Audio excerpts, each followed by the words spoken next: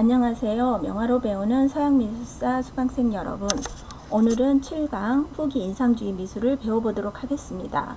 먼저 1편에서는 후기 인상주의 미술의 대표적인 작가인 세잔을 배워보고요. 2편에서는 후기 인상주의 미술을 완성했다는 고흐하고 고갱을 배워보도록 하겠습니다. 먼저 세잔입니다. 세잔은 이게 초상화고요. 세잔은 이제 큐빅 형태의 산, 그 다음에 플라스틱 같은 사과. 이게 이제 세잔 하면 대표적인 세잔을 평가하는 두 개의 작품입니다. 자, 후기 인상주의에 대해서 한번 배워보도록 하겠습니다. 저희 교재는 216페이지에 보면 세잔 화면의 진실성 하고 나옵니다. 후기 인상주의는 프랑스를 중심으로 1880년에서 1905년 사이에 프랑스를 중심으로 좀 적극적으로 움직였던 미술 활동의 한 경향이고요. 1950년경에 인상주의로부터 발전한 혹은 그에 반동하여 나타난 다양한 경향의 회화 운동입니다. 영국의 비평가 로저 프라이어가 고안한 클라이브 벨과 다른 비평가들에 의해서 인상주의의 극복이라는 의미로 채택된 용어입니다. 그래서 이거는 처음에 이제 후기 인상주의 미술 전람회에서 사용된 용어입니다. 마네와 후기 인상주의자들이라는 그 비평 용어에서 처음 나왔습니다. 그래서 후기 인상주의는 인상주의가 놓쳐버린 그 어떤 것들을 찾고자 하는, 그러니까 인상주의 작가들이 너무 눈에 보이는 감각에만 의지해서 자연을 묘사하고 애쓰고 있다고 해서 미술은 그거 이상의 그 무엇이어야 되는데 그 상실된 그 무엇을 찾고자 노력한 게 후기 인상주의입니다. 자, 후기 인상주의 미학하고 고전적 사상을 종합하려고 하였는데요. 기본적으로 후기 인상주의는 인상주의를 안고 갑니다. 그래서 인상주의의 빛과 감각을 가지고 고전주의가 이루게냈던 견고한 형태성이라든가 내면성, 그 다음에 스토리 이런 것들이 들어가려고 하는 이제 미술 유파입니다. 감각적 재능의 종합적인 관조, 순간적인 대상의 재현이 아니라 영구성 있는 미를 표현하고자 했고요. 특징으로는 작가의 개성과 주관이 강조되는 시기입니다. 이때부터. 그 다음에 어떤 하나의 양식이 나오는 게 아니라 고흐의 양식이 다르고 고갱의 양식이 다르고 세잔의 양식이 다르듯이 이렇게 다양한 후기 인상주의에는 화풍이라고 그러죠. 이제 작가의 화풍이 다양하게 나타나기 시작을 합니다. 자, 후기 인상주의의 대표적인 작가는 고흐, 고갱, 세잔이 있습니다. 오늘은 지금 1편에서는 세잔을 배울 것이고요. 2편에서는 고흐하고 고갱을 배워보도록 하겠습니다. 그래서 이제 후기 인상주의는 이 인상주의 화가들이 한순간에 인상만을 포착하는 데 매달려서 그림의 형태를 알아보기 어려워졌고, 이에 불만을 느낀 후기 인상파 화가들이 그림은 그것만이 아니라 그 이상의 뭔가가 있어야 된다. 그리고 이제 인상주의 화가들이 뭔가 점으로 찍다 보니까 그 그림이 누구 것인지 알 수 없을 정도로 이게 동일한 느낌이 나는 그림풍에 대해서 불만이 많았습니다. 그래서 화가가 자신만의 특유한 화풍을 만들어내야 된다라고 생각을 해서 나오게 된 화파입니다. 먼저 세잔입니다. 세잔은 사물의 근본적인 파악을 하려고 했었고요. 그래서 세잔은 철학자처럼 근본이 무엇이냐, 고유한 것은 무엇인가, 변하지 않는 것은 무엇인가에 대해서 고민하는 사람이었습니다. 그래서 그가 찾고자 하는 건 고유한 형태와 색, 변하지 않는 것들을 찾고자 했고요. 이 세상에 변하지 않는 게 뭐가 있을까요? 그거는 어떤 철학자들이 찾고 있는 어떤 진리 같은 거겠죠. 사물에 내재된 것들이 구, 원뿔, 원기 등을 추구하다 보니까 그가 한 말 중에 모든 사물은 구, 원통, 원뿔로 이루어졌다. 이게 이제 미술에서는 순수 조형의식이라고 부릅니다. 그래서 대상을 보이는 그대로 표현하지 않고 사물을 단순화된 기본 형태로 표현하고자 하면, 그러면 절대 변할 수 없죠. 기본 형태는 근본적인 물체의 질서를 파악 및 표현하려고 하였다. 그림을 보다 견고하고 조화롭게 화면을 구성하기 위해서 일종의 구성된 형태로 그림을 그리고자 하였습니다.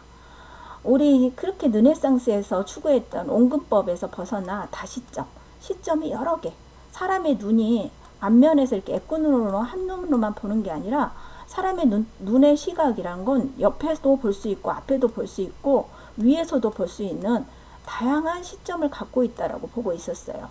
그래서 대상을 여러 시점, 앞뒤, 옆에서 관찰하면서 이것을 재구성하여 표현하려고 하는 것이 그의 가장 큰 특징입니다. 자, 세잔은 워낙 부유한 집안에서 태어났기 때문에 아버지는 세잔이 법조인이 되길 바랬어요. 그렇지만 세잔은 아버지의 뜻을 어기고 화가가 되기로 하면서 이제 좀 부모하고 마찰이 있었습니다. 그렇지만 부모로부터 받은 유산이 워낙 많았기 때문에 어쩌면 이제 세잔이 그렇게 자신의 화업에 열중할 수 있었던 것도 부모로부터 물려받은 그 부유한 재산 때문이라고 보기도 합니다. 그래서 이제 그는 그림 공부를 위해서 파리로 떠났지만 그곳에서 심각한 우울증에 걸렸었습니다. 사람들은 세잔을 알아봐 주지 않았고 그의 재능이 좀 그다지 타고나지 않았다고 보고 있었어요. 그리고 그가 그리는 그림마다 워낙 냉혹한 평가를 받았기 때문에 그림 실력이 형편없다라는 그의 절친한 친구들조차도 그에게 그림을 맡기지 않을 정도로 그는 굉장히 형편없는 작가로 평가되어 있었습니다. 하지만 지금에 와서 세잔은 위대한 작가, 현대미술의 아버지라고까지 불리고 있습니다. 그건 그 당시에 사람들은 세잔의 그림에서 워낙에 낯선 느낌, 도저히 그 당시의 정서로는 받아들일 수 없는 누드를 그린다든가 맛없는 사과를 그렸기 때문이죠. 하지만 세잔이 이제 현대의 미술로 넘어오면서 세잔의 열광하는 제자들이 나오기 시작을 합니다. 자, 이게 세잔입니다. 보기에도 약간 고집스럽게 생겼죠? 세잔은 등치도 크고 고집스럽고 또 약간 그러면서도 소심한 성격을 가지고 있었다고 합니다. 이런 세잔이 이제 즐겨 그렸던 것들 중에 하나가 이런 사과라든가 정물이었는데요. 정물은 자기 마음대로 움직여서 자기가 원하는 스타일대로 구도를 잡을 수 있기 때문에 이렇게 정물화를 많이 그렸다고 합니다. 저희 교재에서 보면은 216페이지에 이제 그 세잔에 대한 이야기가 나오고 있는데요. 어떤 비평가들은 세잔은 완전히 미친 사람, 그림도 정신장난에서 오는 환상이다라고 매도했고, 그러나 1914년 형태라는 신대륙을 발견한 콜럼버스라고 격찬을 했다.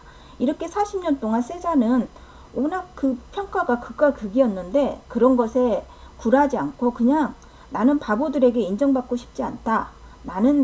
다만 나는 즐거운 마음으로 사물에 대한 지식과 진실성을 터득해 가면서 만족할 만큼의 완벽함에 도달하려고 한다라고 말했습니다. 이렇게 세잔은 뭔가 이렇게 이제 세속적인 평가보다는 자신이 알고 있는 자기가 느끼는 어떤 진리를 추구하고자 하는 철학자적인 모습을 많이 갖고 있었습니다. 자, 세잔 부인의 초상화인데 세잔 부인 외에 다른 사람이 초상화를 맡겼을 때 세잔은 워낙 완성을 안 해주기 때문에 사람들이 이제 모델 쓰기를 힘들어 했다고 합니다. 그래서 주로 자신을 그리거나 자기 부인을 그렸었는데요. 이렇게 보면은 자기 부인의 이렇게 팔의 길이가 좀 다르죠. 이렇게 팔의 길이도 다르고 이렇게 의자에 이렇게 측면을 이렇게 그렸다 했을 때는 의자의 이쪽 다리가 또 안 보이고 이면대로 만약에 정면의 형태라면 이런 식으로 이쪽에도 이제 의자거리가 보였어야 되죠. 그렇지만 우리의 이제 시점, 투시도의 시점으로는 맞지 않는 그림을 그렸지만 어딘지 모르게 조화롭습니다. 그림은. 그래서 이렇게 부자연스럽게 보이지만 적당한 균형감을 갖고 있는 거. 이게 세잔 그림의 묘미입니다. 그는 이렇게 배경하고 주제색을 좀 나름대로 일치하면서도 통일감 있게 그리면서도 뭔가 색다르게 보이는 이런 그림이 점점 평면적인 균형감을 가지고 이제 그려지게 되는데요. 이런 게 이제 현대미술에서 이제 야수파에서 그 야수주의 그림에서 평면성을 추구하는데 이런 세잔 그림에서 이제 영감을 얻었다고 합니다. 다음은 이제 화풍. 우리가 이제 세잔이나 고갱부터는 독특한 자기만의 화풍이라는 게 나오기 시작을 하는데요. 그래서 세잔 그림이 위대하다라는 평가를 받는 게 자신만의 새로운 화풍을 만들었기 때문입니다. 눈에 보이는 모습 그대로 그리는 대신 자연의 본질적인 기하학적인 모습으로 관찰하고자 했고요. 이러한 방법을 통해서 사물을 보이는 그대로 그리는 것이 아니라 형태를 단순화시켜 본질에 가까운 그러다 보니까 거의 추상적인 형태로 나오기 시작을 합니다. 그래서 이제 20세기에 추상미술이 나올 수 있었던 겁니다. 그래서 그는 객관적인 자연을 객관적으로 보고 있지만 자신의 감정, 주관적 감정을 넣은 이 동시적인 표현을 했던 최초의 화가입니다. 색채 분할법을 썼다. 눈에 보이는 실제 색, 사람의 얼굴색이라든가 산의 색을 그대로 칠하는 것이 아니라 색을 이루는 많은 조각들, 우리 그 인상주의 화가들은 이걸 필촉으로 그렸다면은 세잔은 큐빅 덩어리 하나의 면으로 처리를 했습니다. 그래서 그 면과 면 사이가 이렇게 붓과 붓 사이가 칠해지면서 입체적인 이미지를 만들어내는 거예요. 그럴 때 자신이 원하는 모양이 나올 때까지 계속해서 이리저리 균형을 맞췄다고 합니다. 그래서 균형과 조화가 나름대로 세잔이 그림에서 굉장히 중요하게 생각했던 요인입니다. 형태 왜곡시키기. 실제 보이는 모습에서 벗어나 견고하고 영원한 형태를 표현하는 사물의 형태를 일부러 단순화했다. 뭔가 이렇게 견고하고 변하지 않는 거. 우리 이제 세라의 작품에서 그런 형태들이 좀 나왔었죠. 자, 우리 그 세잔의 작품 중에 정물화가 많습니다. 이런 그 정물화들은 세잔이 다시점을 연구하는데 굉장히 많이 사용되었고요. 이런 데 보시면 이런 게 뭔가 시점이 이렇게 하나로 연결됐을 때 이렇게 틀립니다. 여기서 시작된 게 여기 갈수록 커져 버립니다. 이게 뭔가 이제 지금 우리가 알고 있는 원근법이라든가 투시도하고는 어긋나지만 이 당시 사람들 눈에는 이건 굉장히 서툰 솜씨, 뭔가 틀린 그림처럼 보였습니다. 여기서 보이는 이 책상의 라인도 이렇게 돼 있고 이렇게 돼 있습니다. 원래는 이렇게 돼 있으면 안 되죠. 이런 형태로 갔었어야 되죠. 그래서 이렇게 그림이 다르고 사과의 시점도 위에서 내려다보는 거, 옆에서 보고 있는 거, 이쪽 측면에서 보고 있는 거, 뭔가 우리가 이집트 벽화에서나 볼 수 있는 이런 시점들, 다시점들이 나오기 시작을 합니다. 제가 이거는 이제 뉴욕 현대미술관 가서 직접 찍은 세잔의 그 어떤 그 그림의 어떤 붓터치들을 한번 근접해서 촬영해 보았습니다. 여기 보이시면 이렇게 색들이 면으로 따복따복 면과 면들이 이어져서 그려진 부분들이 보이실 것입니다. 원래 이제 우리가 서양에서는 입체감을 내려면 부드럽게 스푸마토처럼 이렇게 부드럽게 처리됐다면은 이렇게 형태의 외곽도 그 인상주의가 놓쳐버린 형태의 외곽도 잡기 시작을 했고요. 면과 면을 점으로 표현한 게 아니라 면으로 처리를 했습니다. 이렇게 보시면 산의 형태의 부분들이 이렇게 큐빅 덩어리처럼 표현되어 있습니다. 세잔이 가장 또 이제 말년에 60점이 넘는 연작을 했던 것 중에 하나가 세잔의 고향인 액상-프로방스 근처에 있는 생비투아르 산입니다. 어떻습니까? 처음에는 이렇게 좀 이제 사실적인 뭐 나무라든가 이런 표현들을 어느 정도 이제 그 고전주의 화풍대로 그렸다면은 점점 갈수록 이렇게 이제 단순한 색면으로 처리되기 시작을 합니다. 저희 책 217페이지에도 생비투아르 산이 나와 있는데요. 세잔이 30번도 넘게 그린 생비투아르 산 시리즈에는 그는 삼각산의 외양을 색면들을 통해 분명히 드러내고 있다. 깊이감을 나타내기 위해 후퇴감을 주는 청색 등의 한색은 후방에 배치하고 전진감을 주는 붉은색 종류의 종류는 난색은 전방에 배치하고 있다. 세잔은 시시각각 변하는 사물의 외양의 기저에 본질적이고 변하지 않는 구조가 있다고 믿었다. 이러한 불변의 기하학적인 요소들을 시각화하면서 세잔은 사물의 본질적 구조를 드러냄으로써 인상주의 미술을 미술관의 미술품같이 견고하고 지속적인 것으로 만들고 싶어 했다라고 말하고 있습니다. 자, 이렇게 이게 가장 생비투아르 산 중에 가장 유명한 작품인데요. 이제 세잔은 견고하고 더 이상 변하지 않을 것 같은 하나의 조각품 같은 산을 만들어냈습니다. 218페이지에 있는 세잔의 대수욕도입니다. 이 작품이 이제 또 후에 그 현대미술을 나왔던 작가들이 굉장히 열광했던 작품인데요. 세잔은 딱딱하고 기하학적인 후기 누드들은 정물화만큼이나 정적이다. 여기 있는 어떤 누드들은 뭔가 이렇게 살아있는 느낌보다는 조각상 같은 느낌도 나 있고요. 어떤 그 색면의 덩어리들이 합쳐진 느낌이 나기도 합니다. 실제와 추상을 혼합하는 법을 발견한 세잔은 입체주의 아버지라고 평가받고 있습니다. 이게 자연인데 이렇게 삼각형 형태의 어떤 피라미드 형태를 띠고 있습니다. 그래서 세잔은 미술의 정점은 인체화이다라고 해도 후기 10년 동안 야외를 배경으로 목욕하는 사람들만 그렸다. 그러나 그는 매우 수줍어하는 성격인데다가 보수적인 이웃의 눈총이 무서워 인체 모델을 써서 그림을 그릴 수 없어서 실제 관찰한 누드보다는 루벤스와 엘그레코의 작품을 본떠 자신의 상상력을 가미해 누드화를 그렸습니다. 그 결과 완성된 일련의 작품들은 그의 정물한 만큼이나 정적이고 추상적인 인물들로 가득 채워져 있습니다. 이렇게 설명하고 있습니다. 자, 그런 우리 이 대수욕도의 이러한 누드들과 이런 생비트롤산의 이런 생면들이 이어져서 우리 피카소의 아비뇽의 처녀들 같은 큐비즘이 나오기 시작을 하는 것입니다. 자, 역사에서 유명한 세 개의 사가가 있는데 이브의 사가, 뉴턴의 사가, 세잔의 사가, 이렇게 세 개의 사가가 역사에서 가장 유명합니다. 그래서 이제 모리스 드니는 평범한 화가의 사과는 먹고 싶지만 세잔의 사과는 내 마음에 말을 건다. 세잔의 사과를 미술계에서 중요한 소재로 만들었다라고 평가하고 있습니다.